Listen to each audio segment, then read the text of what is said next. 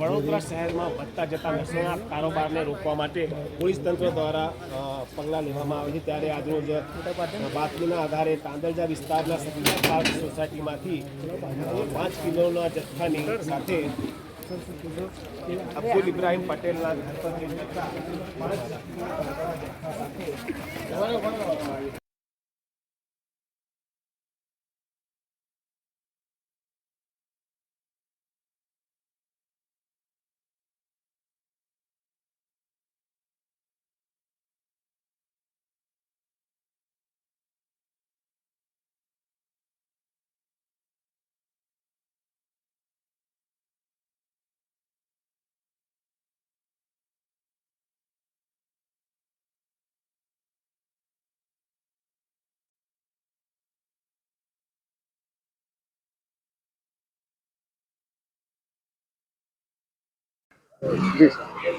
આજરોજ વડોદરા શહેર police SOG તરફથી તાંદલજા વિસ્તારના શકીલા પાર્કમાં રહેતા અબ્દુલભાઈ પટેલના ત્યાંથી આપણે 5 કિલો જેટલો વનસ્પતિજન્ય કબજે કર્યો છે। ટોટલ મુદ્દામાલની કિંમત 52,000 રૂપિયા જેટલી થાય છે અને અગાઉ જે આરોપી છે એમના વિરુદ્ધ એનડીપીએસના અને પ્રોહિબિશનના ગુના નોંધાઈ ચૂક્યા છે।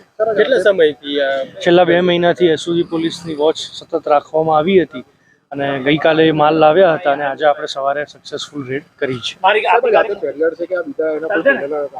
નહીં, એ જે છે એ માલ જાતે લાવતા હતા ઓરિસ્સા અને સુરત સાઈડથી અને છૂટકમાં પડીકી બનાવીને વેચતા હતા।